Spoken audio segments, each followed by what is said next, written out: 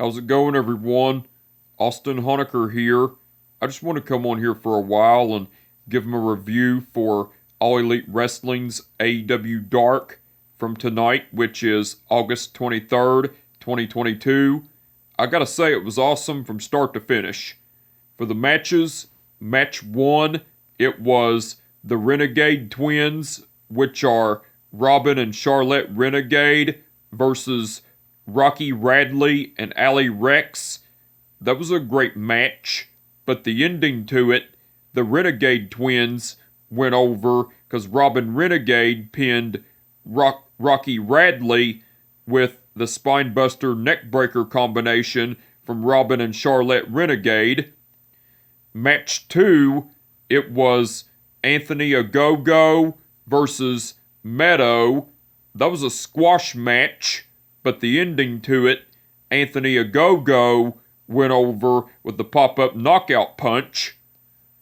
Match 3, it was the Wingmen, which are Peter Avalon and Ryan Nemeth, versus Adrian Alanis and Liam Gray.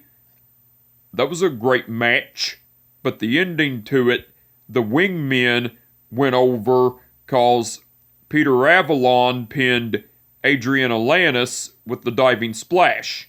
Now, after the match, Tony Schiavone interviewed the Wingmen, which are Peter Avalon, Ryan Nemeth, and Cesar Bononi. Well, Tony Schiavone brought up that the Wingmen looked impressive in their match and everything, and then Peter Avalon was saying, "No duh, Tony, because when you look like me, then you're pretty. And we prove that every single night we come out here and everything."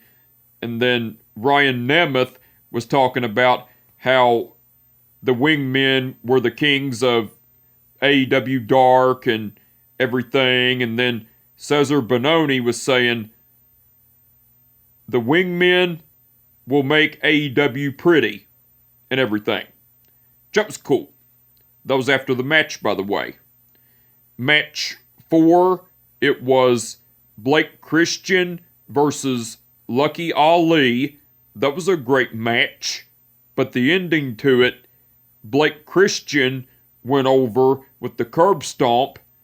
Now, after the match, Tony Schiavone interviewed Blake Christian, and Tony Schiavone brought up about Blake Christian looking impressive in his match and getting a victory and everything. And then Blake Christian was talking about how it feels great to win and how he's been on a losing streak in AEW, and how he's gonna turn his losing streak around and get back on a winning streak and everything. That was cool. That was after the match, by the way.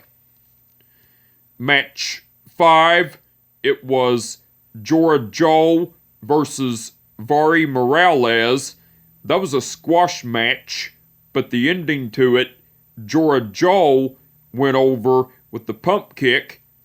Match 6, it was Max Caster versus Justin Cotto. That was a great match, but the ending to it, Max Caster went over with the mic drop. Now, before the match, Justin Cotto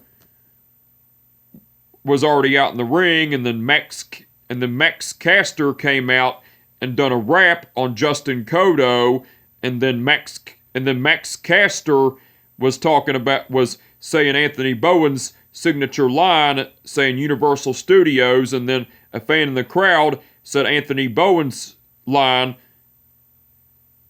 "The Acclaimed have arrived," and everything. That was cool. That was before the match, by the way.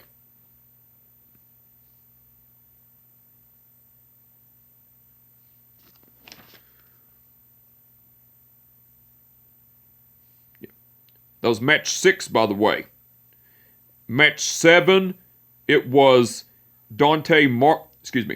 Match 7, it was Matt Sydal and Dante Martin versus The Factory, which are Aaron Solo and Nick Comoroto. That was a great match, but the ending to it, Matt Sydal and Dante Martin went over because Dante Martin pinned Aaron Solo with the nosedive. Match 8, it was Daniel Garcia versus Weston Blake. That was a great match, but the ending to it, Daniel Garcia went over with the Dragon Sleeper.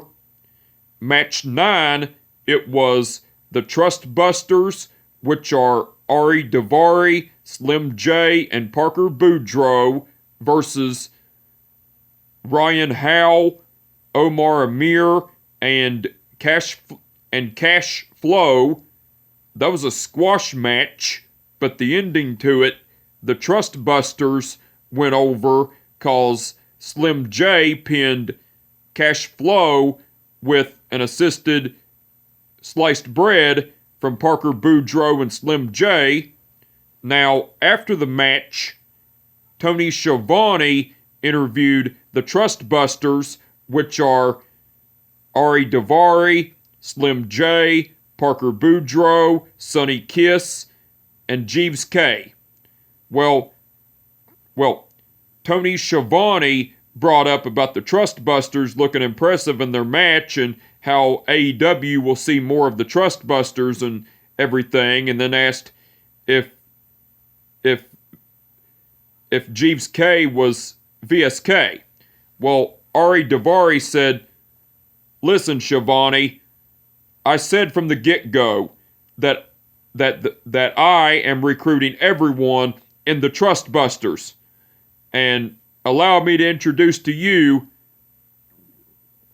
Jeeves K, who is now a Trust Butler.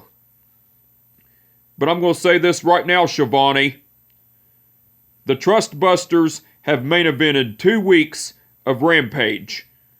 And the Trust Busters are, like you said, are going to be seen on AEW more. And the Trust Busters are going to take out everyone on the AEW roster and everything." That was cool. That was after the match, by the way. Okay. Sorry. Excuse me. Match 10. Yeah, that was match 9, by the way. Match 10, it was the Dark Order, which are John Silver, Alex Reynolds, and 10 versus Joey Sweets, Tyshawn Perez, and DK Vandu. That was a squash match, but the ending to it, the Dark Order went over because John Silver pinned Joey Sweets with the pendulum bomb from John Silver, Alex Reynolds, and 10. Now, after the match, Tony Schiavone interviewed the Dark Order, which are John Silver, Alex Reynolds, and 10. Well, Tony Schiavone brought up that the Dark Order will be facing off against the House of Black, which are Malachi Black, Brody King, and Buddy Matthews, this Friday night on AEW Rampage in an AEW Trios Titles quarterfinal match. Well, John Silver was saying, "That's right, Tony. The Dark Order will be going after the House of Black, going up against the House of Black Friday night on Rampage, and the Dark Order will take out those spooky perverts and advance in the AEW Trios Titles tournament." And everything. And then Alex Reynolds was saying, "Also, Tony, the Dark Order have been in AEW since the beginning. The Dark Order is like family. We are family. And the Dark Order will be the first ever AEW Trios champs." And everything. That was cool. And that was after the match, by the way. And that was match 10, by the way. Match 11, it was Tony Nese and Josh Woods versus Oliver Sawyer and GKM. That was a squash match, but the ending to it, match 11, match 11, it was Tony Nese and Josh Woods versus Oliver Sawyer and GKM. That was a squash match, but the ending to it, Tony Nese and Josh Woods went over because Josh Woods pinned Oliver Sawyer with the Olympic Slam neckbreaker combination from Josh Woods and Tony Nese. Now, after the match, Tony Schiavone interviewed Tony Nese, Josh Woods, and Mark Sterling. Tony Schiavone brought up about what happened to, Tony Schiavone brought up about Mark Sterling still wearing his neck brace and everything, and asked why he was still wearing his neck brace and everything, and then Mark Sterling was saying, "I'm glad you're here, Tony, and I'm glad you asked that, because I was almost healed from my neck injury, but Tony Khan scheduled Tony Nese in a match on Dynamite, but Jon Moxley stole our moment. And not only did Jon Moxley steal our Dynamite moment, but he re-injured my neck. So I am going to be suing the Blackpool Combat Club, which are William Regal, Jon Moxley, Bryan Danielson, Claudio Castagnoli, and Wheeler Yuta." Well, Mark Sterling was saying, "I am going to sue the whole Blackpool Combat Club because the Blackpool Combat Club does have Swiss money, but Wheeler Yuta took away the Ring of Honor Pure title from Josh Woods. Jon Moxley attacked Tony Nese and myself and re-injured my neck. And all they want to do is bleed everywhere. And I have talked to several sanitation workers across the world, and they are being overworked because they're having to be cleaning blood from those Blackpool Combat Club idiots every single week. And I hate to break it to you all, but none of the Blackpool Combat Club are from Blackpool, England. So they need to cut out this bullshit. And as I said, the Blackpool Combat Club are going to have a lawsuit in the near future and everything. Just cool. And that was after the match, by the way, and that was match 11, by the way. Match 12, it was the Iron Savages, which are Bronson and Boulder versus Sean Maluda and Manny Lowe.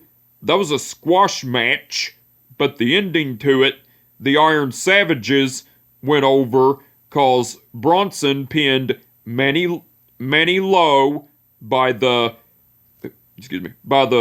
double cannonball from Bronson and Boulder to Manny Lowe and Sean Maluda. Now, after the match, Tony Schiavone interviewed JT Davidson and the Iron Savages, which are, Now, before the match, as Sean Maluda and Manny Lowe were already out in the ring, JT Davidson came out, and JT Davidson was saying, allow me to introduce myself. I am JT Davidson, and I will be accompanying Bronson and Boulder, who are no longer Bear Country. They are now the Iron Savages. and everything. And so the Iron Savages, which are Bronson and Boulder, came out and everything. That was cool. That was before the match, by the way. And after the match, Tony Schiavone interviewed JT Davidson and the Iron Savages, which are Bronson and Boulder. Well, Tony Schiavone brought up to JT Davidson asking why the Iron Savages, why Bear Country is now the Iron Savages and everything. And so JT Davidson said, "Mr. Schiavone, allow me to reintroduce myself. I am JT Davidson, and I am the meanest manager in professional wrestling. And one thing you have to realize is, in life, there are changes. And I made a change. I made sure the Iron Savages, Bronson and Boulder, were going to make a change. And they did. And with that being said, the Iron Savages have something to say." And, well, Bronson was saying, "You know, Boulder and I, we have been all elite since freaking day one. And you people in AEW that are unhappy with your spot, look me straight in my eyes, because I am feeding myself, and I am making sure I have money and food on my table. So come out here and try it with me. Because Boulder and I, who are now the Iron Savages, we will kick anyone's ass in AEW that gets in our way and everything." And then JT Davidson was saying, "And with that being said, the Iron Savages are putting everyone on the AEW roster on notice and everything." That was cool. And that was after the match, by the way, and that was match 11. That was match 12, by the way. Match 13, it was the Workhorsemen, which are J.D. Drake and Anthony Henry versus Dean Alexander and Rosario Grillo. That was a squash match, but the ending to it, the Workhorsemen went over because Anthony Henry pinned Dean Alexander with the diving moonsault from J.D. Drake. That was match 13, by the way. And match 14, which was... excuse me. And match 14, which was the main event, it was Kylan King versus Mafiosa. That was a squash match, but the ending to it, Kylan King went over with a reverse pump handle slam. Now, after the match, Tony Schiavone interviewed Kylan King. Well, Tony Schiavone brought up that it was great to see Kylan King back in AEW, and talked about how Kylan King was in a match with Toni Storm last week on Dynamite, and how this week she'll be facing off against Britt Baker on Dynamite and everything. And then Kylan King was saying, Tony, and Kylan King was saying, Tony, you're right. It is great to be back in AEW. You know, a year or so ago, when the pandemic era started, I was one of the fortunate people that crossed paths in AEW. But once everyone started hitting the road again, I no longer competed in AEW because because that's part of life. It was not my opportunity, and that's part of life. You go up, you go down. But after my time in AEW, once everyone started getting back on the road, I went back to the indies and I busted my ass. And now I'm back in AEW. And yes, I got in the ring with Tony Storm last week, and I put up a good fight, even though I lost. But this week, in my hometown of Cleveland, Ohio, I am going up against Schittsburg's own Dr. Britt Baker, DMD. And I am going to kick Dr. Britt Baker, DMD's ass in my hometown of Cleveland, Ohio. And Britt Baker came out with the microphone and came to the ring and said, "Kylan King, you come out here and pander to these Orlando nerds, boring us to death with what you're saying. Because I am going to beat your ass on AEW Dynamite this Wednesday. And normally I don't come out here during Darks. But everything you were saying was making me sick. So I had to come out here and I had to shut you up.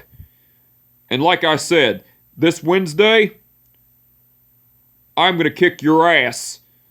Because in your hometown of Cleveland, Ohio, because I am Dr. Britt Baker, DMD. And Kylan King was talking about how she was going to kick Britt Baker's ass on Dynamite and everything as well. And then a brawl ensued between Britt Baker and Kylan King, and Kylan King came out on top and beat the shit out of Britt Baker. And then, as Britt Baker was laid out, Kylan King went backstage and everything. That was cool. That was after the match, by the way. Now, that was match 14 in the main event, by the way. Now, there were no promos or segments throughout this episode of All Elite Wrestling's AEW Dark. So, besides the matches, Taz and Excalibur done commentary throughout the whole show. They done awesome as usual. The referees for the event were Mike Posey, Rick Knox, Paul Turner, Stephon Smith, and Aubrey Edwards.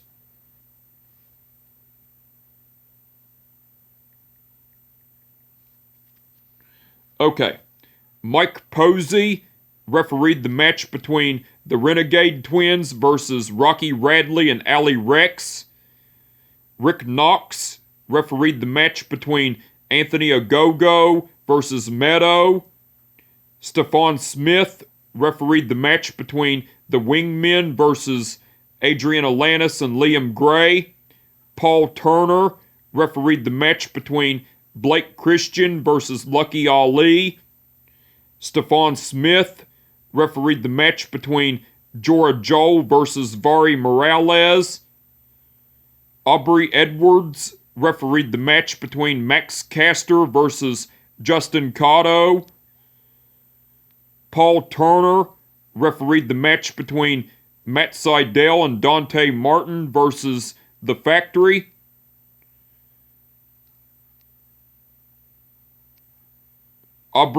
That was Paul Turner, by the way.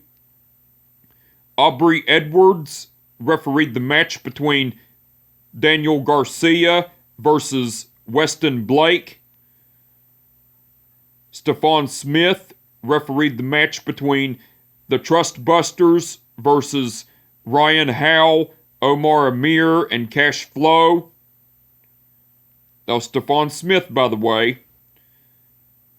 Stephon Smith refereed the match between the Dark Order versus Joey Sweets, Tyshawn Perez, and Omar Amir. No, excuse me, I'm sorry. Stephon Smith refereed the match between the Dark Order versus Stephon Smith refereed the match between the Dark Order versus Joey Sweets, Tyshawn Perez, and DK Vandu. That was Stephon Smith, by the way. Mike Posey refereed the match between Tony Nese and Josh Woods versus Oliver Sawyer and GKM. Paul Turner refereed the match between the Iron Savages versus Sean Maluda and Manny Lowe. Aubrey Edwards refereed the match between the Workhorsemen versus Dean Alexander and Rosario Grillo. And Paul Turner refereed the match between Kylan King versus Mafiosa. All the referees done awesome as usual. Now, the match card for All Elite Wrestling's AEW Dynamite tomorrow night that's been announced so far, it's going to be CM Punk versus Jon Moxley for the undisputed AEW title, Billy Gunn versus Colton Gunn, Jay Lethal versus Dax Harwood,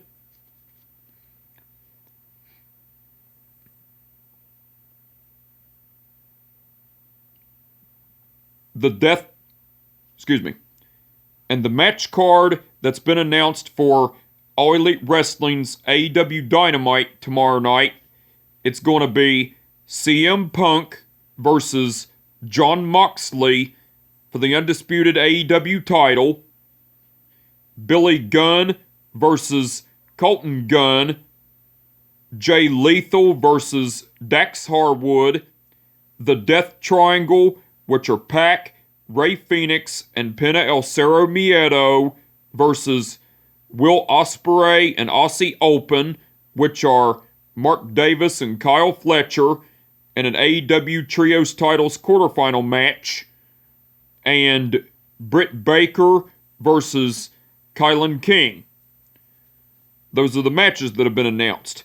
Now, besides the matches that have been announced, Chris Jericho and Daniel Garcia will have a face-to-face confrontation, and Ricky Starks will be appearing live. So the match card for All Elite Wrestling's AEW Dynamite tomorrow night looks like it's going to be awesome. I can't wait to see it, and I'm looking forward to it. But anyway, I just wanted to come on here for a while and give my review for All Elite Wrestling's AEW Dark from tonight, which is August 23rd, 2022. Like I said, it was awesome from start to finish. And with that being said, my name is Austin Honecker, and I will catch your ass down the road. Peace out.